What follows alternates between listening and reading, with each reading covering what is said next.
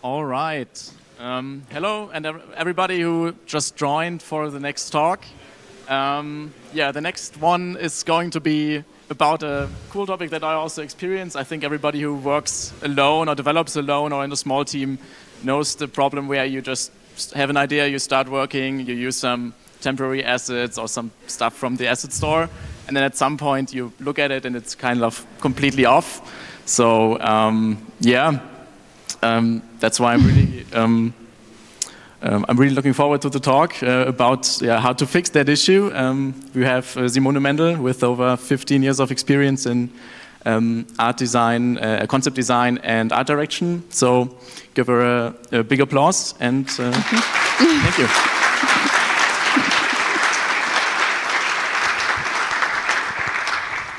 All right. Yeah, thank you everyone for showing up. When I submitted this talk, I wasn't sure, like an art talk at Godot Fest, like how many people are going to find this interesting. But yeah, super quick intro, like you've already done a fantastic job. My name is Simone Mändl. You can find me under this handle on most platforms. I did art direction for indie games for a long time. I also did graphics and motion design. I did concept art and 2D graphics for games, and since 2020, I'm making games together with my partner Joseph. This is our company name. Cats Organized Neatly is probably the most well-known game that we've made. We also did some other stuff. Virtual Cottage was like my first project that I did with Godot, and which was really fun. It also got decently popular. Then just for some artist street credit, like this is some of my personal work. Very colorful, very stylized. And then this is some stuff I did for clients. This was a background for an animation. And then this one I also got to art direct, where we made this little chicken Tamagotchi thing. And then week after week, I got to do concept art for outfits for that chicken. And this was a really fun project as well. All right, so disclaimer. I cut a lot of slides because I picked the 25-minute slots. So I want to focus on like the absolute basics and essentials and just really drill some concepts into your head. So if I'm sounding repetitive, that's why. I also can't make you an art director in 25 minutes. Like, that's not going to happen. But I can try and give you enough tips that hopefully you can make a better call when directing your next game. All right, so what does an art director do? Most people think of style guides. These are 2 style guides that I've worked on. That is one big part, and that is also something that you do if you work with a bigger team. But most of the job actually looks like this. The snipping tool is my best friend, and I just snip things and draw arrows. And if you talk to any art director, they can probably confirm that that's like 90% of the job. So today I want to kind of teach you, like, what do I look for when I draw these arrows? Oh, also this is from yesterday's talk. Like, I had to, from the Blender talk, I had to take a photo of that because I found it really cute. All right, let's start with, in my opinion, the most important concept that you need to grasp. And that is, if you have a game, just take a screenshot and turn it to black and white and look at the contrast. This is the first thing I often do if I am art directing a game or if I'm asked to work on a game and just check it. Because art direction is all about like keeping your art style consistent, but it's also about visual clarity and like, can you even find your character, right? So contrast is like the most important thing. That's like even more important than like keeping all of your outlines the same thickness or like keeping the pixel count the perfect amount. So in most cases, this is also more important than color. I have an example here. If you have, for example, a side-scroller or 2D platformer environment, in the daytime, if you just look outside, things are darker the closer they are to you and lighter the further they get away from you. This is because there's like particles in the environment, there's fog, there is stuff. At nighttime, this is kind of reversed. Of course, there is no light, things are dark. The further they are away from you, the darker they are. If we kind of put numbers or values to this darkness and lightness stuff, in the daytime things have more contrast because there is light, obviously. At night they have less contrast, which also makes sense. So what happens if we want to add platforms to this? Okay, daytime, things are closer to me. I still have the whole range of like from 55 to 100% darkness. I can just slap some platforms in there, easy, problem solved. But what happens in the dark scene? Like that doesn't really work. Like platforms aren't just like really bright because they're very close to me. So what we do here is we just create the highest point of contrast where we want the gameplay to be, like where we want the focus to be. And I brought this example from Celeste. They also do this in their light scene. Like you can see the really nice transition from like the closer the assets are to you, the darker they are, and then they get further away and become lighter. And then with their dark scene, which I find very interesting, they use snow and like the high contrast metal grades to just communicate like these are platforms. And like this stuff is way more important than like every asset looking like perfectly consistent with one another. I'm gonna gloss over this fairly quickly because we also do this in art. This is a wonderful concept from Guild Wars 2. And what we do is we call it value grouping. We basically decide like, hey, if this thing is very close to us, then we're not gonna add like more highlights than it needs to. We stay within that group. And then we also do that for background stuff. If you put that together, this is what creates the visual clarity. Like each element is readable, but it has enough detail and shading in itself. So just that you've heard that term. But let's move on to games. Silksong is a perfect example because what they do is they actually have these 4 different layers. Like they have their black silhouettes, the one in the front, then they have their gameplay layer, and their gameplay layer actually has like thick outlines. It has black next to white, like that's the highest contrast, right? Then they have the layer behind it, which I'm guessing uses the same asset, just softens a lot, like the contrast is way lower. And then they don't even have outlines in the background. Like, what is that? That's not really consistent. But what they do is they blur everything. Like, it doesn't need any outlines. It just needs to be there to like give some depth. And then also like that layer has the least contrast. Okay.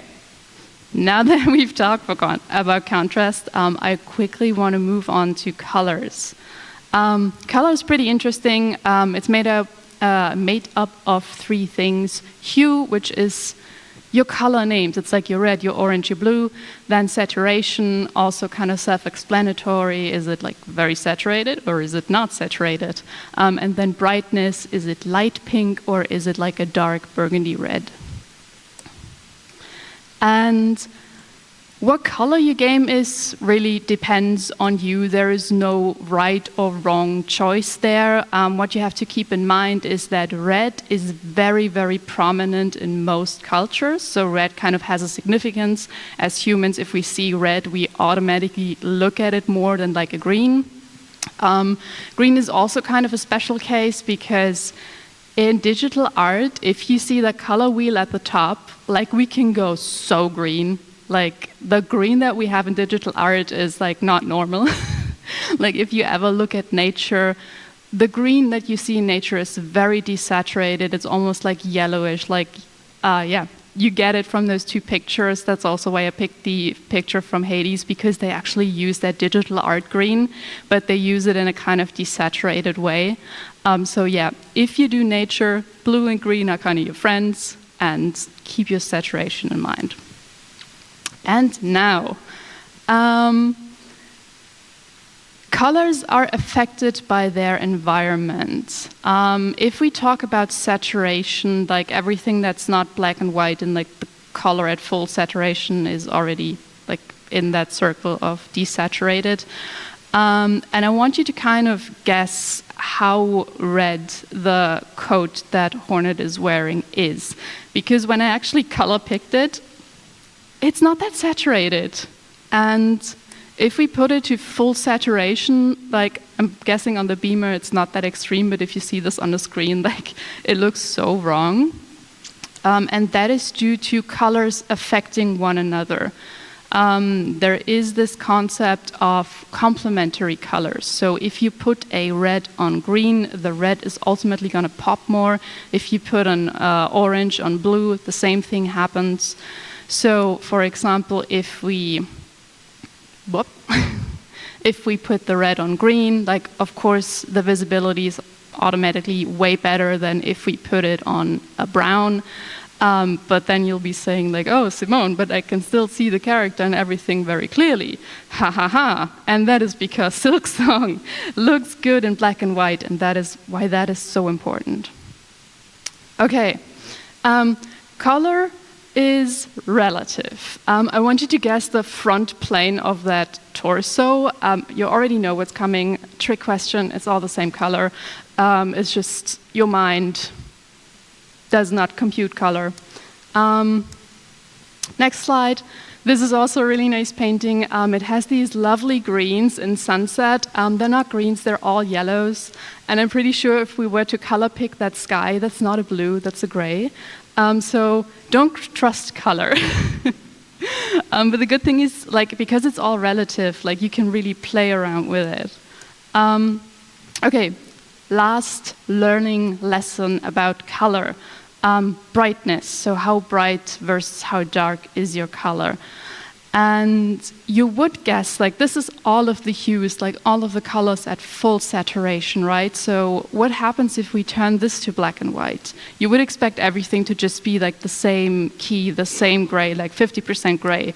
It's not, unfortunately. Even artists struggle with this when they first realize this. Like I saw this YouTube thumbnail, it was like, yeah, blue is kind of what. But the good thing for you, the only thing that you kind of need to keep in mind about colors is be careful when using blue or yellow, because these two will increase your contrast and in turn affect your game's visibility. I brought some examples. Blue is really cool if you want to create rich and deep shadows without adding just a ton of black to your game. Versus yellow is really good because the light from the sun is, as you know, white, but because it gets scattered in the atmosphere here on Earth, we perceive it as yellow, orangish. So if you add yellow light, you're automatically creating that warm atmosphere. And if you pair that, for example, like Townscaper is doing with reddish shadows, then you're automatically having like a very soft, nice look. One more note about blue, as you can see with Hollow Knight, blue is a very dark color by itself. So if you pair that with white, you can really use that to bring in more contrast. So the white character on a blue background automatically sticks out more. Yeah, this is just one more note about how to shade your game. Just make a deliberate choice of like, this is going to be my shadow color, this is going to be my light color. If you can, avoid black and white because that muddies colors and like makes them very desaturated and grayish. And if that's a look that you're going for, then just do that. But if you can, just experiment around with light and shadow colors because that can automatically make your game like way more stylish. Okay. Last slide about like design basics, and then we move on to stylization. There's basically only 3 shapes. Triangles are very like dynamic. They communicate like things that are fast or that are dangerous, like spiky. Boxes are very sturdy and unmoving, and like round shapes are bouncy and mostly harmless. We use this a lot in character design, but you can pretty much use this for anything. And of course there is other shapes, but you can pretty much make any shape by combining or subtracting these 3 from one another. And yeah, I brought another example from Ori and the Blind Forest. Which of these can you walk on? Yeah, it's the round mushroom, of course, and it's not the spiky red whatever this plant is. So this one does damage, this one's a platform. Also notice the rim light contrast, like this communicates you can collide with these. All right, stylization. Okay, so we talked about contrast, color, and shapes, and these are kind of the three basics that you need in order for example, create a character design. And now I want to look at some tips of how we keep track of stylization. You probably all know this character, that's Misty from Pokemon. Her character design is pretty iconic. She has the orange hair color. She doesn't always dress the same way, but it's usually like some kind of swimwear. But like these two characters, like they don't look that similar. And what's happening here is like the design is the same, but the proportions are different. And one thing that we do is we always keep the head size in mind. So for the one design, I noticed that like, oh, her torso to like her belly button, like her torso is the same size as her head, and that's consistent in both designs. But then if I look at the legs, I'm like, oh, one design has like 3 heads and the other one is like 2 1/4 maybe. And this is a ratio that you can use to, for example, keep your characters consistent, because if I make more characters in that style, I'm like, oh, I'll just keep that ratio in mind. This is also kind of important and is going to affect everything in your game. In Animal Crossing New Horizons, for example, your characters are like these little chibi blobs, basically. But they need to enter and exit a house. So, of course, your door needs to be the size to accommodate the character. Okay, then I'll just make the house the whole door, basically. But then we move on to an example like the fan. Like, characters can actually interact with that fan. And what they did here is, like, if you look at a real-life fan, it's very, very detailed. So they just started removing details and making the buttons bigger and chunkier until it looked like the character's hand could actually push one of the buttons without touching the whole panels. And this is kind of the secret, I would say, of how you go about stylization. The best thing you can do is find a real-life reference of what you're stylizing and then have a stylized thing next to it. Because I can give this to another artist and they will know, okay, I'm just going to look for a building front from whatever setting we decided on. And then, okay, like the house walls, they're not going to be straight. Okay, I'm going to like slightly tilt them. Okay, we don't have any round windows, so I'll just make them angular, I guess. And the same thing here. This is an example from a game that we're currently working on, Virtual Cottage 2.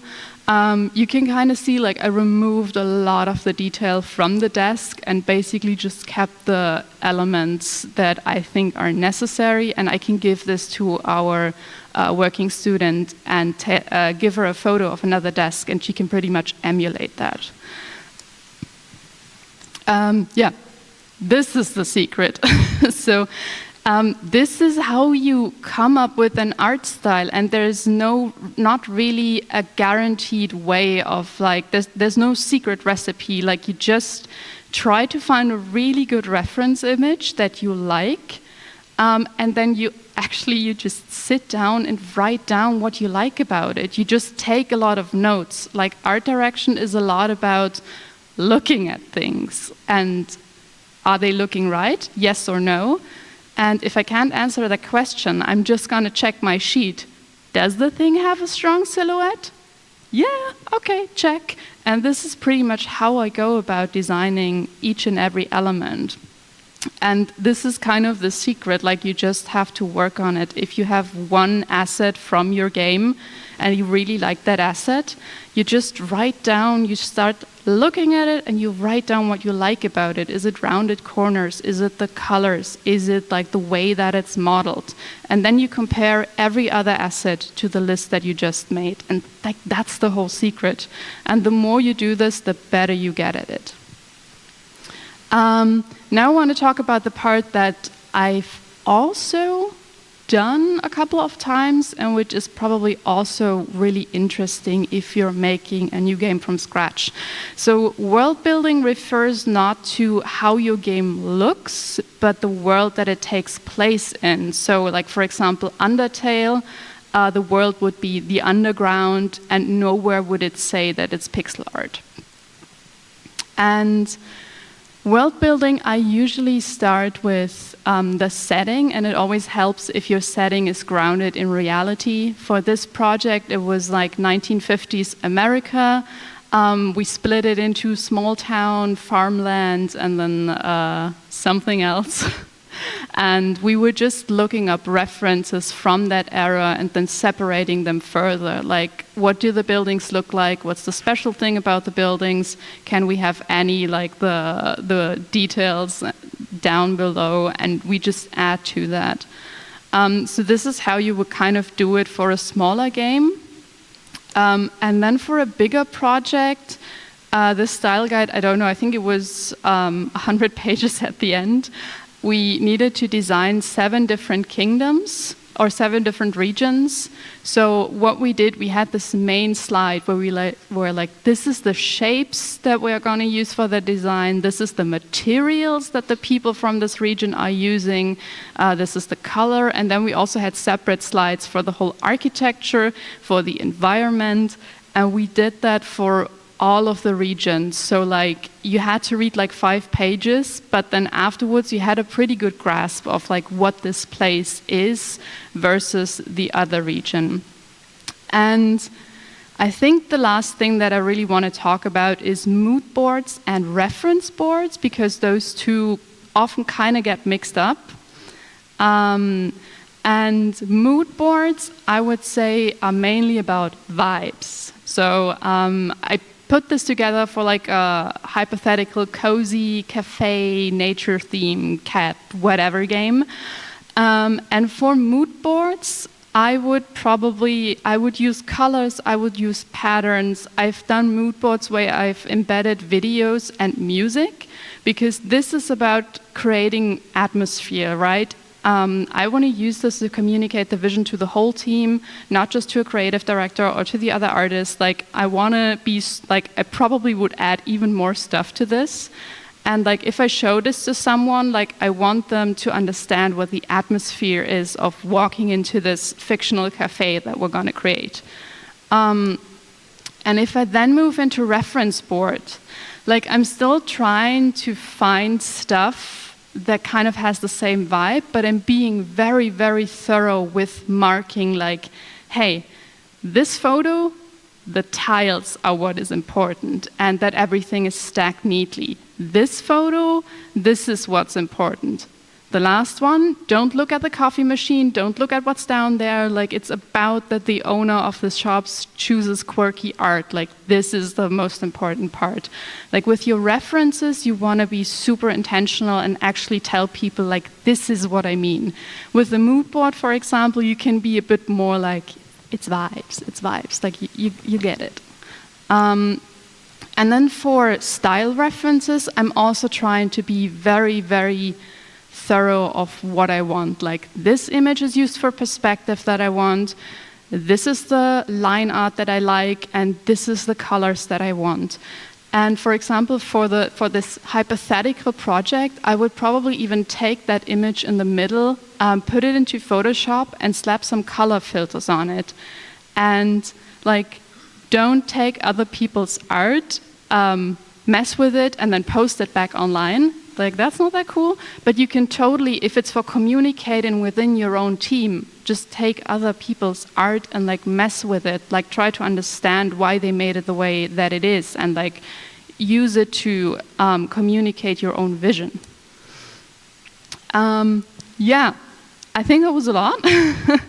And I probably forgot a lot about things, and if you take away like 2 things from this talk, always check your game in black and white, because this is so much more important than like all of your assets being perfectly consistent with one another.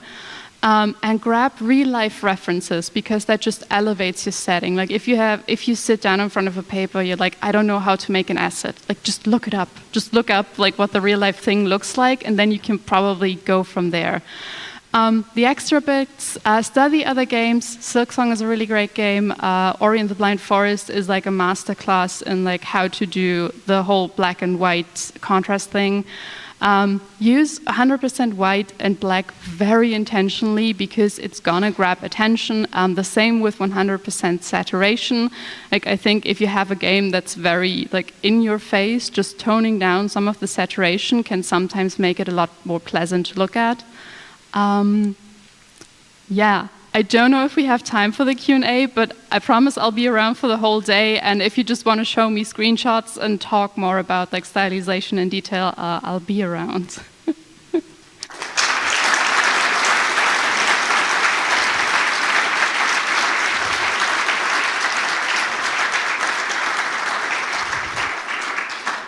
All right, thank you, Simone. Thank you. If that doesn't make us an art director yet, at least we have a big step towards being an art director.